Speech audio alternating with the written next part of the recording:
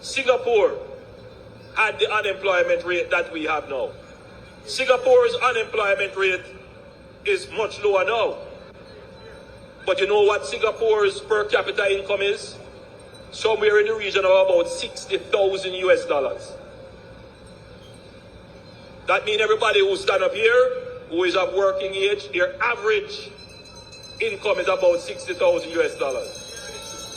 Our per capita GDP, our per capita income is somewhere about 7,000 US dollars. For us to get to 60,000 US dollars, it means that we have to keep our people employed for the next 47 years going forward. It means that you have to have an economy that is working, an economy that is properly run. You cannot take any risk with the economy. The PNP has never run the economy of this country well, and if they ever get a chance on this economy, they will destroy it as they have done every time they have run this country.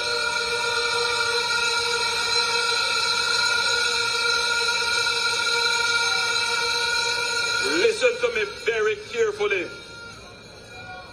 Jamaica needs to stay on this path for the longest time so that all of you here, you might not be satisfied with the job that you have, but how development starts, it starts with you getting an income, and you stay with that income, and you build with that income, and you save with that income, and you improve yourself till you get a better job, and the economy does better, and you do better. That is how development happens. We are just getting there now. And if it is one thing that I must do, is to make sure that nothing derails the economy.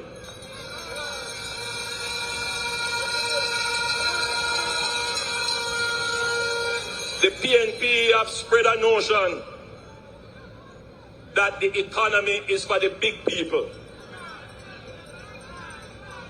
That is the greatest deception that has ever happened to our people. And you know why? The people who say that are the people who have benefited most from the economy of this country. In the 1990s, the PNP ran the economy in such a way that they increased interest rates. I want everybody to listen to this. They increased the interest rate high. And then they borrowed. Who were the people that lent them money?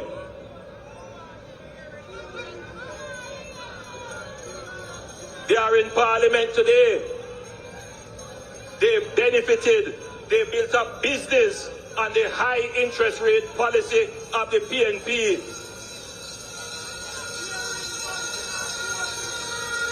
They made their money.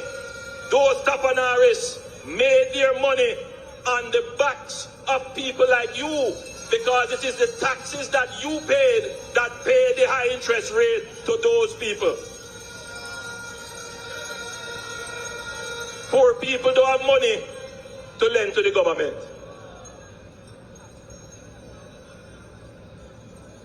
It is those people who had the investment houses that benefited, and then now they want to come and pretend as if they never benefited from government. They benefited from the bad economic policies which affected you. It was so bad that a member of their own party, a member of their own cabinet, a man of the cloth, a man who was a churchman, he had to comment, his conscience was pricking him. And he said this policy of the high interest rate was the greatest transfer of wealth from you, the poor people, To them, the man who claimed that he is a Tapanaris, he was the one who benefited.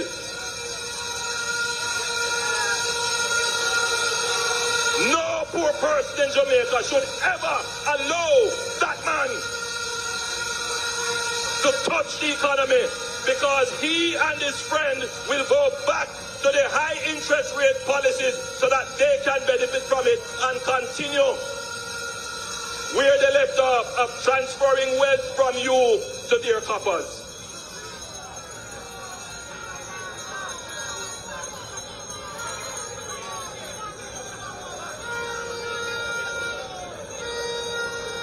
Whatever little I made in life, I made it just like you. I buy 2 taxis, then I open a taxi company, and I go through the struggles just like everybody else. I want to thank those who thought that by releasing documents that they would somehow diminish me. I am a true Jamaican. I went through the Jamaican struggles, and I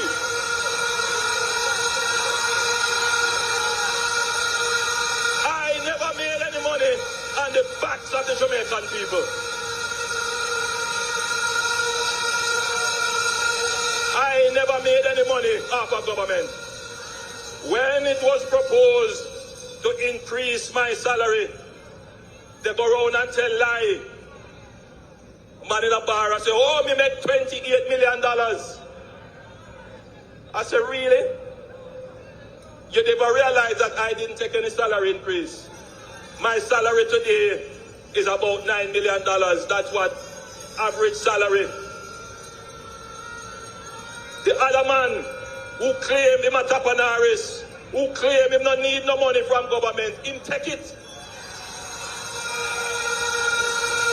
And you don't know when him doing it. But I never take it. Who is truly for Jamaica?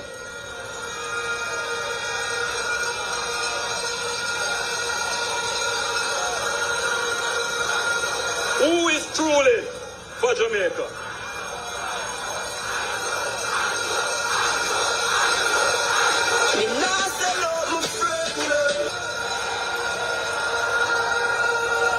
So, you know, I am you, and you are me. We are one. I will never do anything to harm you. We have gone through the same struggles.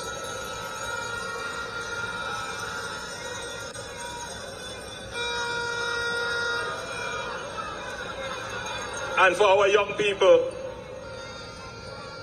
especially those who are looking to go on to tertiary education,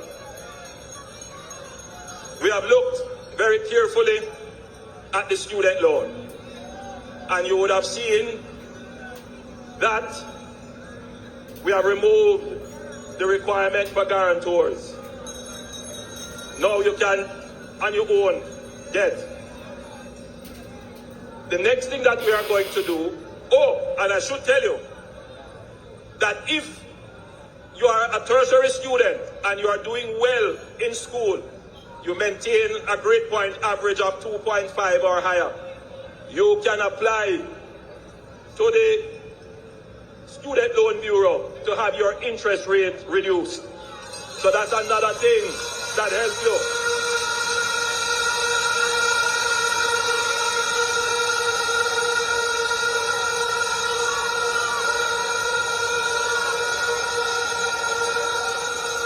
Recently, I was in my constituency and a teacher came to me and she said she was agitated. She said she's in a WhatsApp group, and in that WhatsApp group, the PNP are promising to write off the teacher's student loan. And she bought into it. And she said to me, Prime Minister, you have to come and do something better, because this is something I believe in.